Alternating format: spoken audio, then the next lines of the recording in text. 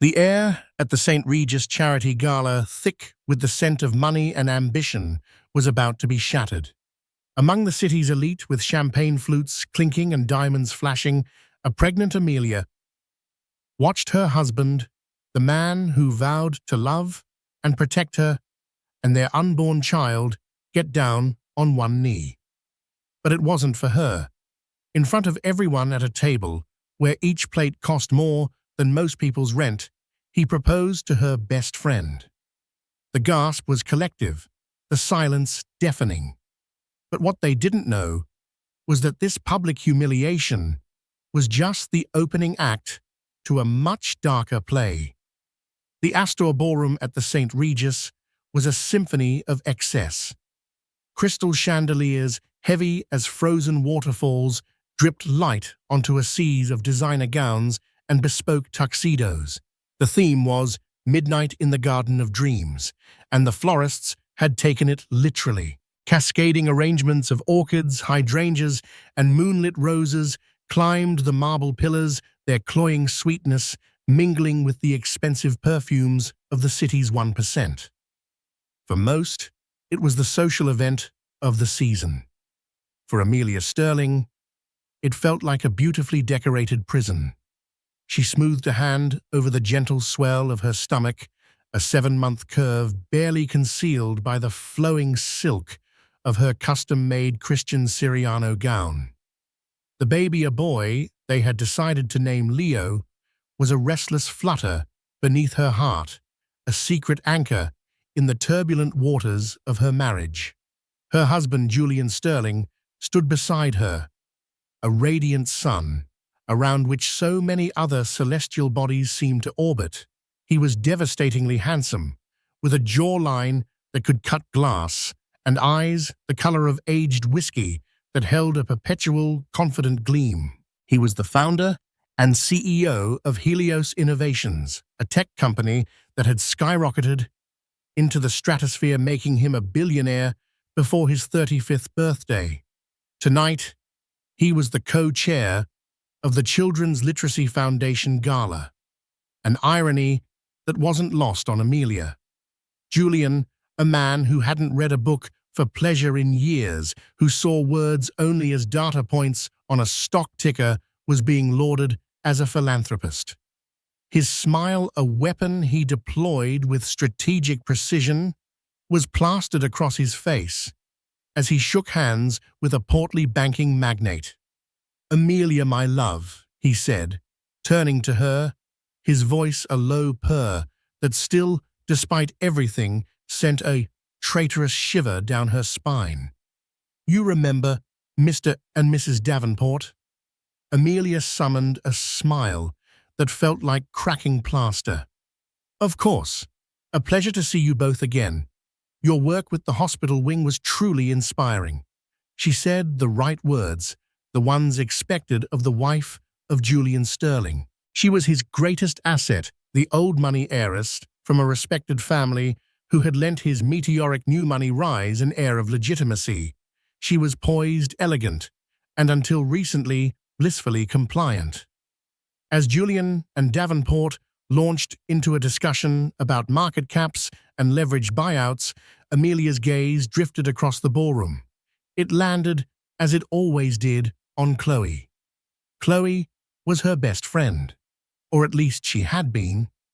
They had met in college, two girls from different worlds, Amelia, the quiet, thoughtful artist, and Chloe, the vibrant, ambitious socialite. Chloe was the kind of beautiful that was almost violent in its perfection. Tonight, she was a vision in a crimson gown that clung to her like a second skin, her blonde hair styled in a way that looked effortlessly windswept, even in the still, conditioned air of the ballroom. She was laughing, her head thrown back, a diamond necklace, a gift from Julian Amelia, new for her last birthday, flashing under the chandeliers. She was standing next to her supposed date, some forgettable European count she'd discard by the weekend. But her eyes across the crowded room kept finding Julian's. The affair wasn't a secret Amelia had discovered in a dramatic flurry of lipstick-stained collars or mysterious credit card bills. It was a slow, creeping poison, a subtle shift in the atmosphere of their lives. It was the way Julian's phone was suddenly always angled away from her, the late nights at the office, that coincided with Chloe's sudden passion for late-night yoga, the inside jokes shared between them in her presence, leaving her feeling like a foreigner in her own home. When she had finally confronted him 2 months ago, her heart hammering against her ribs, Leo, a nervous knot in her belly, Julian hadn't even bothered to deny it. "Amelia, don't be so naive," he'd said, his voice devoid of emotion as he adjusted his Patek Philippe watch. "It's just a bit of fun. It doesn't mean anything. Chloe understands the arrangement. It has no bearing on us, on our family." Our family. The words had felt like ash in her mouth. She had wanted to scream, to rage, to throw the lilac vase on the mantelpiece at his head, but the fight had gone out of her, replaced by a chilling, hollow calm. What was there to fight for the man she had married, the tender, ambitious young man who had once quoted poetry to her in Central Park, was gone. In his place was this cold, calculating stranger, a man who spoke of her best friend as an arrangement. She had stayed. For Leo. For the child who deserved a father, a home, a future. She had swallowed her pain and her pride, playing the part of the devoted wife while her world crumbled around her. She told herself it was a phase, that Julian would tire of Chloe, that the birth of their son would change everything and bring him back to her. She had clung to that hope like a drowning woman to a piece of driftwood. "Darling, are you all right?" Julian's voice cut through her reverie. His hand was on the small of her back, a possessive, proprietary gesture. "You look a little pale." "Just tired soon," she murmured, forcing another smile. "Leo's been active all day." "My boy?" Julian beamed, placing his own hand over hers on her stomach. It was a performance, all of it. He was playing the part of the doting father-to-be for the benefit of the Davenports, who were cooing appreciatively. He's going to be a titan, just like his old man. The hypocrisy was suffocating. As they were called to their table, the head table, front and center, Amelia felt a fresh wave of dread.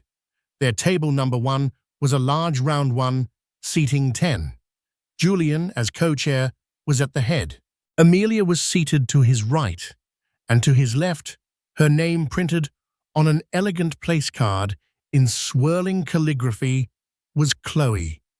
Chloe's date, the Count, had been conveniently seated at a table across the room. "Isn't this cozy?" Chloe said, her voice like honey laced with arsenic as she took her seat. She leaned past Julian to address Amelia, the scent of her Tom Ford perfume, an assault on Amelia's senses. "Millie, darling, you look radiant. Pregnancy suits you." "Thank you, Chloe," Amelia replied, her voice tight. "You look vibrant." Julian basked in the attention seated between his wife and his mistress. He was a king holding court, oblivious or perhaps indifferent to the emotional carnage he was creating. The first course was served, a delicate seared scallop with a saffron reduction costing more than a family's weekly groceries. Amelia pushed it around her plate, her appetite gone. The polite chatter, the clinking of silverware, the endless speeches about charity and goodwill all blended into a meaningless drone. Her focus was a tight, painful laser beam on Julian and Chloe. She saw the way his knee brushed against hers under the table, the way Chloe would whisper something in his ear, her red lips almost touching his lobe, sending a smug, triumphant glance Amelia's way. Every shared look, every secret smile was a fresh stab in Amelia's already bleeding heart. She felt a hand on her arm and flinched. It was Marcus Thorne, Julian's CFO, and Amelia had once thought a friend. Marcus was older, a quiet, observant man with kind eyes that seemed to see more than he ever let on. "Are you holding up, Amelia?" he asked, his voice low and concerned, shielded from the others at the table. She gave him a weak, grateful smile. "Just a bit overwhelmed. It's a lot of noise." Marcus's gaze flickered towards Julian, a flicker of something unreadable, disappointment, disgust, before returning to her. "Julian is on form tonight. He always is," Amelia said, the bitterness coating her tongue. The main course arrived, a filet mignon that probably had its own pedigree. Then came the live auction. Julian, in his element, took the stage with the auctioneer, his charisma electrifying the room. He bid an extravagant $50,000 on a week-long stay at a private villa in Tuscany, presenting it as a future family vacation. The crowd applauded his generosity. Amelia felt sick. The family he envisioned now clearly included Chloe. She excused herself during a lull, needing to escape the suffocating ballroom. She made her way to the powder room, a lavish space of marble and gold fixtures. She splashed cold water on her face, staring at the woman in the mirror. Her eyes were shadowed with pain, her face pale beneath the expensive makeup. "Who are you?" she asked her reflection. "What are you doing? This isn't strength. This is surrender." Leo kicked a strong, insistent thump, as if in agreement. It was a wake-up call. She wasn't just Amelia anymore. She was a mother. Her son deserved more than a life built on a foundation of lies and humiliation. He deserved a mother who fought for him, who fought for her own dignity. As she straightened up, taking a deep, fortifying breath, her phone tucked away in her small clutch buzzed. It was a text from an unknown number. "He's not just cheating on you, Mrs. Sterling. He's cheating everyone. Check the Helios Q3 projections against the internal server data. He's building a house of cards, and he's about to light the match." Amelia stared at the message, her blood running cold.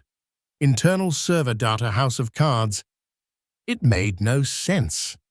Helios Innovations was the darling of Wall Street. Their stock was soaring. Julian was being hailed as a visionary, a genius.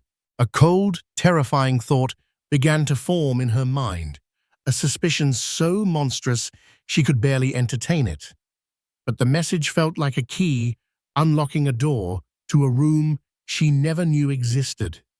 Julian's recent desperation, his frantic energy, his sudden obsession with public perception. Was it all connected? She returned to the ballroom, the anonymous text message burning a hole in her consciousness. The atmosphere had shifted. A hush had fallen over the crowd. The auction was over, and the dessert course was being cleared. A single spotlight now illuminated the small stage in front of the band. Julian was standing on it, a microphone in his hand.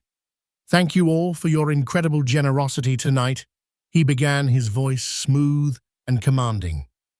"We've raised a record-breaking amount for a cause very dear to my heart." He smiled, and the crowd swooned. But tonight is about more than just charity. It's about the future. It's about building something real, something that lasts. Amelia's heart began to pound, a frantic, panicked rhythm against her ribs. What was he doing? "There comes a time in a man's life," Julian continued, his eyes scanning the crowd, before landing with searing intensity, not on his pregnant wife, but on the woman seated to his left.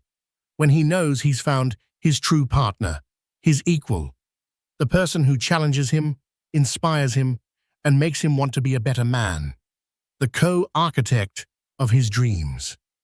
He stepped off the stage, walking directly towards their table.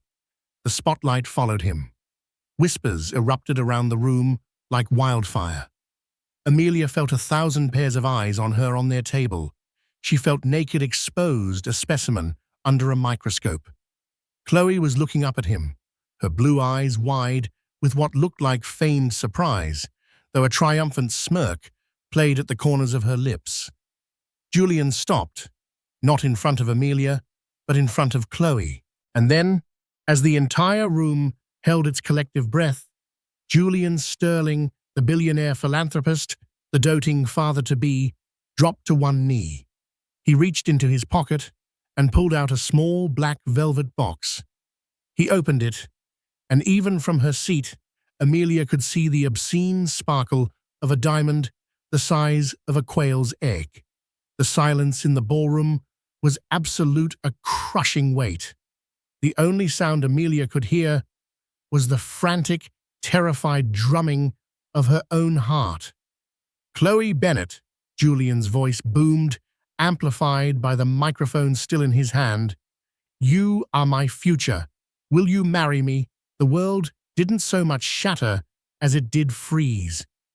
For a single, eternal moment, the Astor Ballroom was trapped in amber. The waiters paused mid-stride, their silver trays hovering. The soft music from the band died in a discordant sigh. Every face in the room, a gallery of the city's most powerful and influential, was turned towards table one. Their expressions a mixture of slack-jawed disbelief, scandalized delight, and pitying horror. Amelia felt nothing and everything all at once. It was a strange, dual sensation. A part of her, the logical part, registered the scene with chilling clarity, her husband Julian on one knee, the gargantuan diamond winking mockingly under the spotlight. Her best friend Chloe performing a perfect imitation of overwhelmed joy. But the other part of her, the part that housed her heart and soul, had simply gone numb.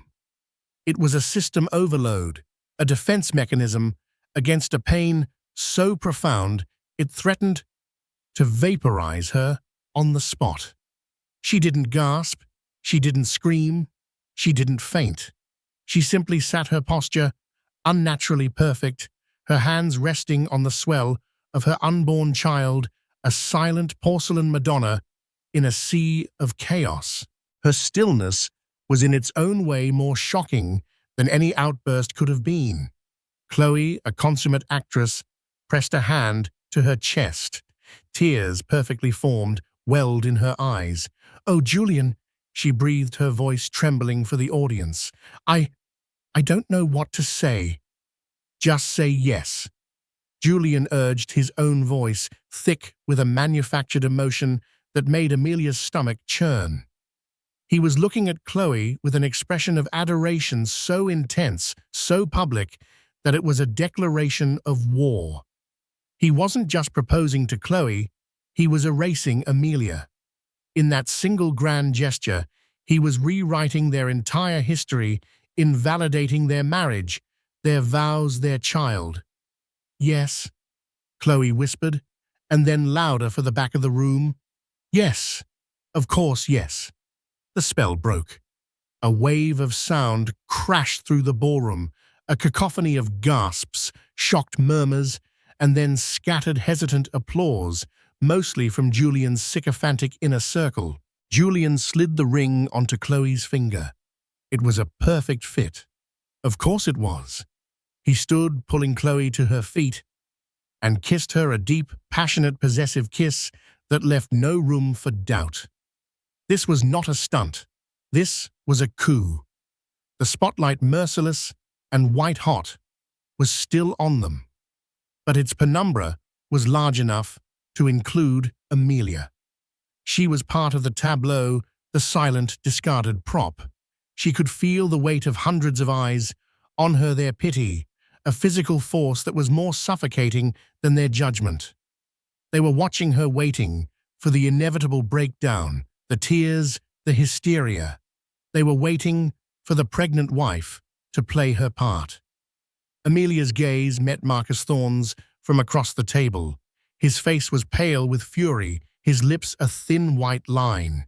He made a move to stand, to come to her, but Amelia gave a minuscule, almost imperceptible shake of her head. "Not here. Not now." Showing weakness was not an option. Something cold and hard was crystallizing in the void where her heart had been. It was a strange, unfamiliar feeling, sharp and clear. It was rage, pure, undiluted rage. The anonymous text message pulsed in her memory. He's building a house of cards, and he's about to light the match. This spectacle wasn't just about love or lust. This was the match. Julian was burning down their life, and he was doing it in the most public way imaginable, ensuring she was left with nothing but the ashes of her dignity. Why? The question echoed in the silent, numb chambers of her mind. Why this public execution? Julian and Chloe were now accepting congratulations.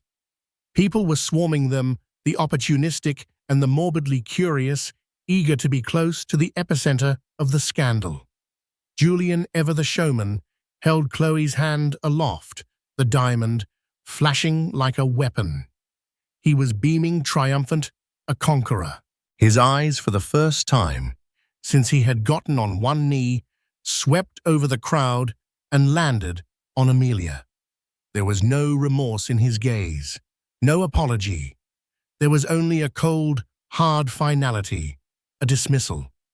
It was the look a man gives to a problem he has just solved.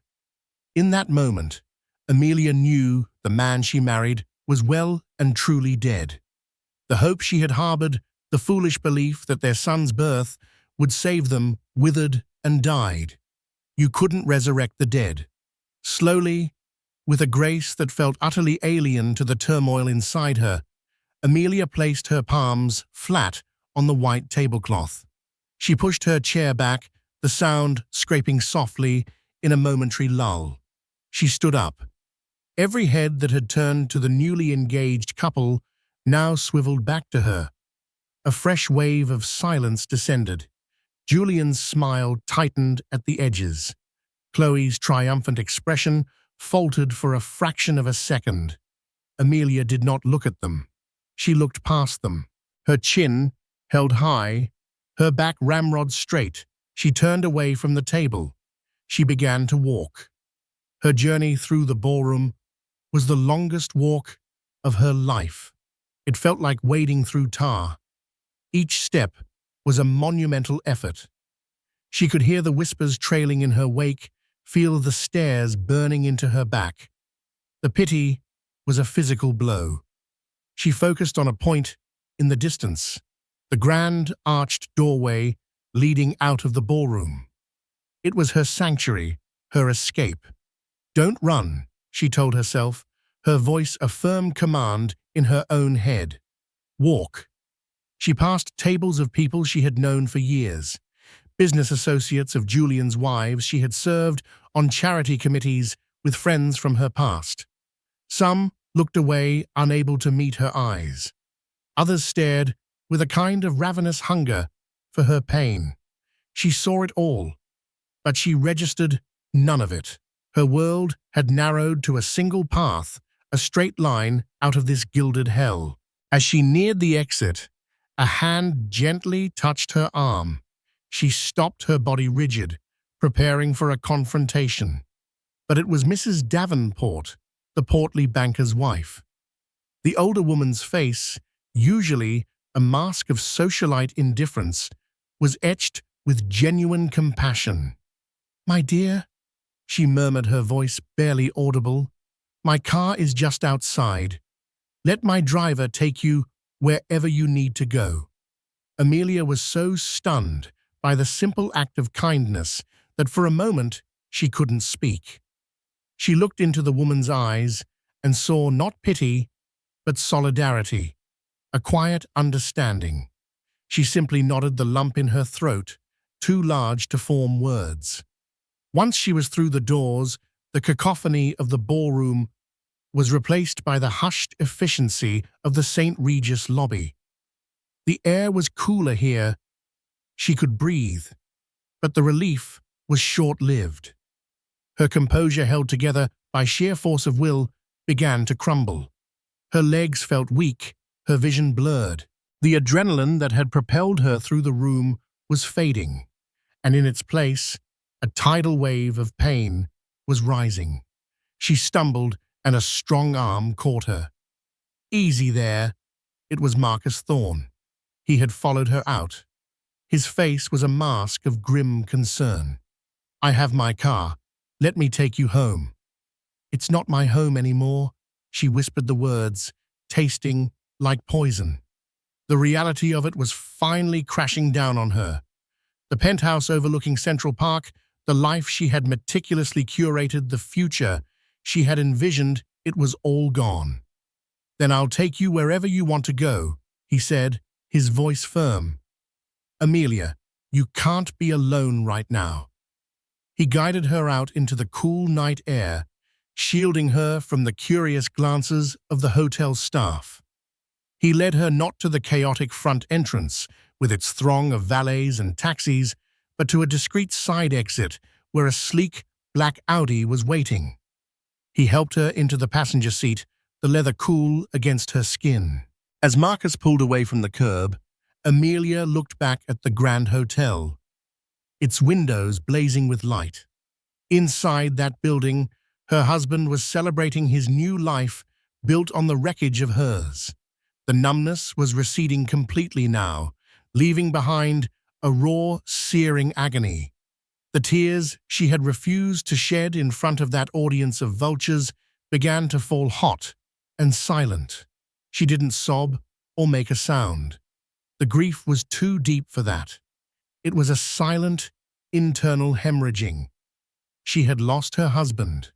She had lost her best friend. She had lost her home. Her life had been publicly and brutally detonated. Her hand went to her stomach, to the one thing that was still truly hers. Leo. He kicked again, a steady, reassuring rhythm. He was real. He was her future. The rage she had felt earlier returned, pushing back against the grief. It was a cold, quiet fury that settled deep in her bones. Julian had made a fatal miscalculation. He thought he had broken her. He thought she was just a pretty docile accessory he could discard at will. He had humiliated her, yes, but he had also set her free. He had no idea who he had just unleashed. She pulled out her phone again, her fingers trembling slightly. She looked at the anonymous text message, the words glowing in the darkness of the car. "He's not just cheating on you, Mrs. Sterling. He's cheating everyone. Check the Helios Q3 projections against the internal server data. He's building a house of cards, and he's about to light the match." The proposal wasn't just a betrayal, it was a smokescreen, a diversion. While everyone was watching the sordid drama of his love life, what were they not watching? "Marcus," she said, her voice surprisingly steady, cutting through the quiet hum of the car. He glanced at her, surprised by her tone. "Yes. I need you to take me to my parents' house," she said. "And then I need a favor. I need you to get me into the Helios internal server. I think my husband just did more than just ask for a divorce. I think he just confessed to a crime." The Thorne family's Georgetown estate was a fortress of old-world grace and quiet power, a stark contrast to the sterile glass and steel penthouse Amelia had shared with Julian. The air here smelled of boxwood hedges and generations of political influence. Her parents, a retired ambassador and a formidable corporate lawyer, had been roused from their sleep and were now flanking her on a chintz sofa in the library, their faces a mixture of fury and profound concern. Her father, Arthur Thorne, a man whose diplomacy had diffused international crises, was white with a rage so potent it seemed to shimmer in the air. "I will ruin him," he stated, his voice low and lethal. "I will call my contacts at the SEC, the Justice Department. I will personally fund a lawsuit that will strip him of every last dime." Her mother, Eleanor, ever the pragmatist, placed a calming hand on his. And we will, Arthur. But not yet. We will not be governed by emotion.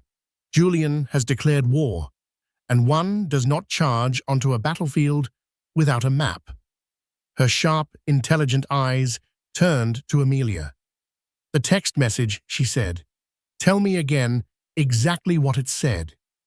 Amelia, wrapped in one of her mother's cashmere throws, recited the words that were now burned into her memory. Marcus, who had been standing grimly by the fireplace, stepped forward. Eleanor, Arthur, if what Amelia suspects is true, this is bigger than infidelity. A public proposal to his mistress is bizarre, even for Julian's ego. It's reckless, unless... He paused, his brow furrowed in thought. It's not reckless at all. Unless it's a calculated distraction, a dead cat maneuver. Explain, Arthur commanded. You throw a dead cat on the boardroom table. Marcus said, the old political axiom sounding grim in the genteel library. Everyone will scream and shout about the dead cat. They'll be horrified, disgusted. But they won't be talking about the thing you really don't want them to talk about. Julian just threw the biggest, ugliest dead cat imaginable onto the table, while the entire financial world is gossiping about his sordid affair. What is happening back at Helios? The question hung in the air, heavy and ominous. The server, Amelia said, her voice gaining strength. Marcus, can you get me in? Marcus nodded slowly. Julian's arrogance is his Achilles heel. He trusts me. My access is high level. But viewing the kind of raw data the message mentioned, that's another level. It lives on a separate, heavily encrypted part of the server, known as Olympus. If I try to access it from outside the office, it will trigger alarms. Then we go to the office, Amelia declared, standing up. The cashmere throw fell away. The image of the weeping, humiliated wife was gone, replaced by a woman forged in the fires of betrayal. Leo kicked within her a surge of energy, as if he, too, were ready for battle. Amelia, it's 2 a.m, her mother protested, though there was a hint of admiration in her eyes. The gala is still going on, Amelia countered. The after-parties will last until dawn. Julian won't be anywhere near the office. No one will. It's the perfect time. An hour later, Marcus's Audi slid silently into the deserted parking garage beneath Helios Tower, a gleaming black skyscraper that pierced the heart of the financial district. The building was a monument to Julian's ambition, and tonight it felt like the belly of the beast. Marcus used his executive keycard to get them through security, the clicks of the locks echoing in the cavernous marble-floored lobby. The security guard, a man Amelia had exchanged pleasantries with 100 times, barely looked up from his novel, accustomed to the CFO's late hours. The elevator ride to the 50th floor, the executive wing, was silent and tense. The offices were dark, ghost-like. The only light was the ambient glow of the city lights through the floor-to-ceiling windows. They walked past Julian's corner office, a vast space with a desk the size of a small car. Amelia averted her eyes, refusing to let the memories housed within those glass walls distract her. Marcus led her to his own, more modest office. He sat at his terminal, his fingers flying across the keyboard with practiced ease. Okay, I'm in the main network, he murmured. The public-facing quarterly reports are pristine. Revenue up 30%, quarter over quarter, user acquisition exceeding all projections. According to this, Helios is a rocket ship. Now look at the internal data. Amelia urged, her hand resting on the back of his chair. The text said to compare them. This is the tricky part, Marcus said, his brow beaded with sweat.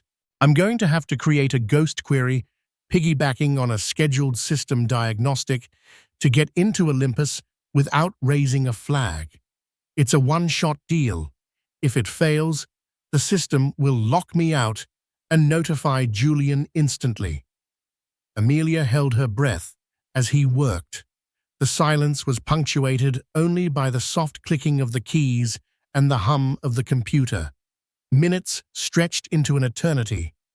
"I'm in," he finally breathed. On the screen, lines of raw data began to populate spreadsheets, internal memos, projection models that were vastly different from the polished versions released to the public. "My God," Marcus whispered, his face pale in the monitor's glow. Amelia leaned in, her eyes scanning the screen. She wasn't a financial expert, but she was a quick study, and the discrepancy was so stark, so blatant, it was impossible to miss. The official reports showed booming corporate client acquisitions. The internal memos revealed that 3 of their 5 largest clients had terminated their contracts weeks ago, citing catastrophic security failures in the Helios software. The public numbers were a complete fiction. "He's faking the revenue," Marcus said, his voice a mixture of awe and horror. "He's been cooking the books for at least 2 quarters. He's reporting projected income from contracts that have already been cancelled, moving liabilities into shell corporations. This is massive. This is wire fraud, securities fraud. This is a multi-billion-dollar house of cards." Amelia pointed to a folder labeled Project Chimera. "What's that?" Marcus clicked on it. It was a series of encrypted emails between Julian and a handful of his most loyal and likely complicit engineers. "They're working on a new AI integration," Marcus read, scrolling quickly. "But the beta tests, they're a disaster. The AI is unstable. It's not just failing, it's corrupting the client's data systems it's supposed to be optimizing. That's why they lost the contracts." And then they saw it. An email from Julian sent just last week to the board of a major investment bank. In it, he was leveraging the spectacular and fraudulent third-quarter results to secure a final round of mezzanine financing to the tune of $500 million. The deal was set to close in 3 days. "That's the end game," Amelia said, the pieces clicking into place with sickening clarity. "He's going to get that $500 million, and then the company will collapse as soon as the Q4 numbers have to be reported." "He won't be here," Marcus said, his eyes wide with realization. "He'll have vanished. $500 million wired to an offshore account, and he'll be on a private jet to a country with no extradition treaty, and Chloe would be with him." This entire charade, the public proposal, wasn't just a distraction, it was his exit plan. By creating a massive public scandal, he was giving himself a reason to flee the country. He would paint himself as a man so besotted with love that he was willing to give up everything for the woman he adored, escaping the condemnation of the press and his shrewish, vengeful wife. He would be seen not as a criminal, but as a romantic anti-hero. Chloe wasn't just his mistress. She was his co-conspirator, his partner in a massive criminal enterprise. The sheer, breathtaking audacity of it almost knocked Amelia off her feet. He wasn't just leaving her. He was planning to leave her pregnant, humiliated, and holding the bag for his spectacular corporate implosion. The stock would be worthless. His assets would be frozen. Her name, inextricably linked to his, would be dragged through the mud. She and their son would be left with nothing but shame and debt. "Copy it," Amelia said, her voice like ice. "Copy everything. Every file, every email, every fraudulent spreadsheet. Put it on a drive and make 2 copies." Marcus worked quickly, his face grim. The progress bar on the screen was the slowest thing Amelia had ever watched. As the last file copied, an alert flashed in the corner of the screen. Unscheduled access to Olympus detected from terminal CFO01. System integrity breach. Lockdown protocol initiating in 60 seconds. We have to go. Now, Marcus snapped, yanking the encrypted flash drive from the port. They didn't wait for the elevator. They ran for the emergency stairs, their footsteps echoing in the concrete well.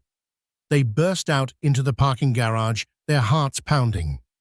As Marcus's Audi peeled out of the garage, Amelia looked back at the monolithic tower. It was no longer a symbol of Julian's success. It was a crime scene, and she had all the evidence. Back in the safety of her parents' library, as the first light of dawn broke over the city, the four of them, Amelia, her parents, and Marcus, sat around the mahogany table. The two small flash drives lying between them like unexploded bombs. The Gala proposal was the first shot, Eleanor said, her lawyer's mind piecing together the strategy. He needed to discredit his primary witness, you. If you tried to expose him after he fled, who would believe you? The hysterical, abandoned wife lashing out in a fit of jealous rage, or the visionary billionaire who gave it all up for love? He has controlled the narrative from the very beginning. But the narrative is about to change, Amelia said, picking up one of the flash drives. Her hand was perfectly steady. The shock and grief had been burned away, leaving behind a core of cold, hard resolve. She was no longer just fighting for her dignity. She was fighting for her son's future, for every employee Julian was about to betray, for every investor he was planning to defraud. Dad, she said, turning to Arthur, you said you wanted to call your contacts. Get me a meeting with the U.S. Attorney for the Southern District of New York, the most aggressive one you know. She then turned to her mother. Mom, I want you to assemble the best divorce and asset recovery team in the country. He thinks he's leaving me with nothing. I'm going to leave him with nothing but a prison cell. Finally, she looked at Marcus. Marcus, he's going to know someone inside helped me. He's going to come for you. Let him, Marcus said, his expression firm. I helped him build that company, and I believed in it. Now, he's turned it into a weapon. I'll take my chances with the fallout. It's time to burn the whole thing to the ground. Amelia nodded, a grim smile touching her lips for the first time that night. Julian had lit the match, but she was the one who was about to control the inferno. The game had changed. He thought he was playing chess, sacrificing his queen to win. He had no idea.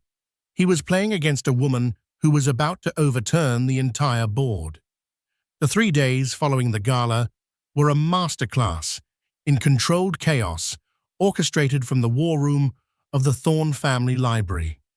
While the financial tabloids and gossip sites feasted on the salacious details of the gala of betrayal, Amelia worked with the quiet, lethal precision of a sniper. She was no longer the victim. She was the architect of Julian's demise. On day one, her mother, Eleanor, assembled a legal dream team. They worked around the clock, filing an emergency petition with the family court, citing extraordinary circumstances of spousal emotional distress and potential dissipation of marital assets for criminal purposes. They requested an immediate ex parte freeze on all known assets held by Julian Sterling and his associated entities. They attached the first few most damning documents from the flash drive as a sealed exhibit, just enough to prove their case without revealing their entire hand. A sympathetic judge, a contemporary of Eleanor's from law school, signed the order by noon. The first move had been made. Julian's American bank accounts, his brokerage funds, his real estate holdings, all frozen solid. He just didn't know it yet. On day 2, her father Arthur secured the meeting. Amelia, flanked by her parents and a stern-faced federal prosecutor named Anna Devereaux, walked into the U.S. Attorney's office. Devereaux was a formidable woman with a reputation for putting white-collar criminals behind bars for decades. Amelia dressed not in mourning black, but in a sharply tailored navy blue suit, laid out the story with methodical calm. She didn't cry. She didn't rail against her husband's infidelity. She presented the facts, and then Marcus, granted immunity in exchange for his testimony, walked Devereaux through the labyrinthine fraud, explaining how Julian had built his house of cards. He handed over the second flash drive. Devereaux listened, her expression unreadable. When they were finished, she leaned back in her chair. Mr. Sterling's public spectacle was his undoing, she said, a hint of admiration in her voice. He was so focused on discrediting you as a wife, he forgot you could be a witness. We will be seeking a warrant for his arrest and the seizure of all Helios Innovation servers by morning. The final piece of Amelia's plan was the most delicate, the narrative. Julian had tried to paint her as the scorned woman. She was about to repaint the masterpiece. She granted a single, exclusive interview to Sarah Jensen, a Pulitzer Prize-winning journalist from the New York Times, known for her in-depth, compassionate yet unflinching profiles. They met not in a stuffy office, but in the nursery Amelia had designed for Leo. It was painted a soft, calming sage green, with a mural of a gentle forest scene on one wall. Amelia sat in a rocking chair, the picture of serene, resilient motherhood. She didn't trash Julian. She didn't even mention Chloe's name. "I loved my husband," she told Jensen, her voice quiet but firm. "But the man I married disappeared a long time ago, replaced by someone I no longer recognize." This isn't a story about a broken heart. It's a story about a profound breach of trust that goes far beyond our marriage. It's about the hundreds of employees who poured their lives into Helios, the investors who believed in a vision, and the integrity of the market itself. I'm doing this for them, and I'm doing this so that my son can one day know that his mother chose to stand up for what was right, no matter how painful it was. The interview was a masterstroke. It transformed her from a pitiful figure into a reluctant hero, a woman of substance and principle. She had seized control of the story. The trap was set. All they had to do was wait for the animal to walk into it. The call came on the third day, just as the financing deal was set to close. It was Julian. His voice, for the first time Amelia could ever remember, was laced with panic. "Amelia, what the hell is going on?" he snarled into the phone. "My accounts are frozen. The funds for the mezzanine deal won't clear. What did you do?" Amelia took a sip of chamomile tea, her heart steady. "I believe my lawyers sent your lawyers a notification, Julian. It's called an asset freeze." "An asset freeze? Are you insane? You've jeopardized a $500 million deal. This will ruin the company." "No, Julian," she replied, her voice as cool and clear as a winter morning. "You ruined the company when you started faking your revenue reports. You ruined it when you lied to your clients and your investors. You ruined it when you decided to defraud everyone and run away with your mistress." There was a stunned silence on the other end of the line. He hadn't thought she knew. He had underestimated her completely. "How?" he stammered. "You were so busy planning your dramatic exit, you didn't notice the stagehands were changing the set," she said. "The deal isn't happening, Julian. The money isn't coming, and there's an FBI team on their way to your office as we speak." She heard a sharp intake of breath, the sound of his world collapsing. "You bitch," he whispered the word, filled with venomous disbelief. "You scheming, manipulative bitch. You have no idea," Amelia said softly and hung up the phone. The fallout was immediate and spectacular. Julian Sterling, the tech visionary, was arrested in his office attempting to wipe the servers. The image of him in handcuffs, his face a mask of fury and humiliation, was on every news channel within the hour. Chloe, apprehended at her luxury apartment with 2 packed suitcases and a one-way ticket to the Cayman Islands, was arrested as a co-conspirator. The story of their sordid affair was now a footnote to one of the biggest corporate fraud cases in a decade. Amelia's interview was published the next morning, a stark and powerful counter-narrative to the scandal. She was lauded for her courage and integrity. The employees of Helios, though facing an uncertain future, saw her as their champion.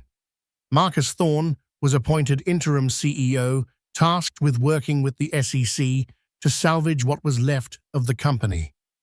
A week later, Amelia was at the penthouse, accompanied by her mother and a court-appointed official to retrieve her personal belongings.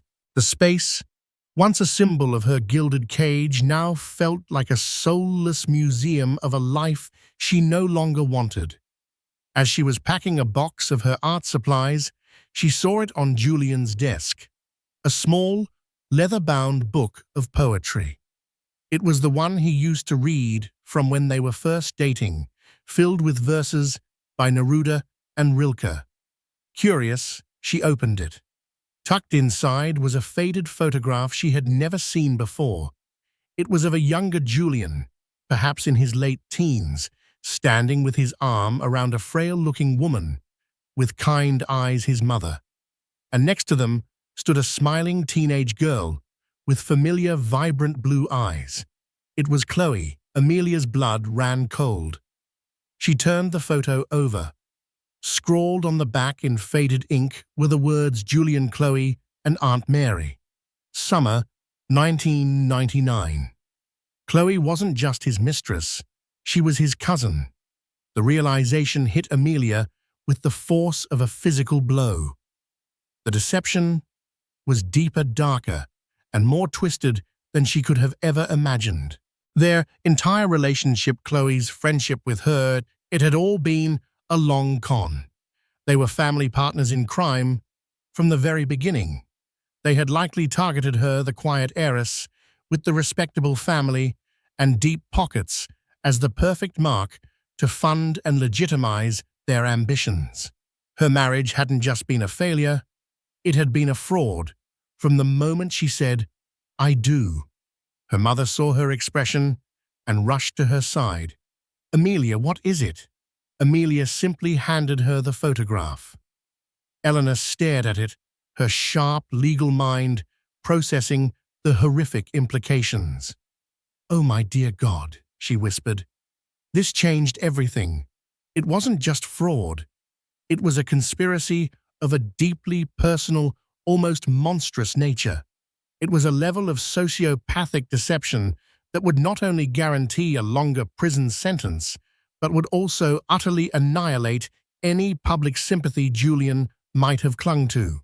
Amelia looked out the penthouse window at the vast expanse of Central Park below. She had thought she was at the end of the battle. She realized now that she had just uncovered the true nature of the enemy. She placed a protective hand on her stomach. "Mom," she said, her voice filled with a new chilling resolve. "Call Anna Devereaux.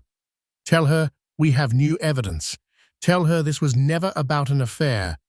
It was a family business." Julian thought he had lost his company.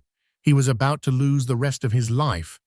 And Amelia Sterling, the woman he had tried to destroy, would be the one to lock the door and throw away the key.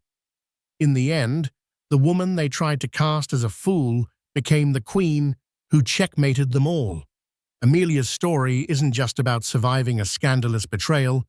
It's a masterclass in reclaiming your power when the world expects you to crumble. Armed with the truth and an unbreakable will, she didn't just expose a cheater, she dismantled a criminal empire built on lies, protecting her son's future and delivering justice. The photograph wasn't just a final twist. It was the key that locked them away for good, proving their conspiracy ran deeper than anyone knew. Her journey from a humiliated wife to a formidable force reminds us that the greatest strength is often forged in the hottest fires of betrayal. What did you think of Amelia's ultimate revenge? Let us know in the comments below. If you were captivated by her story of resilience and justice, don't forget to like this video, share it with someone who loves a story of epic payback, and subscribe to our channel for more unforgettable tales of drama and triumph.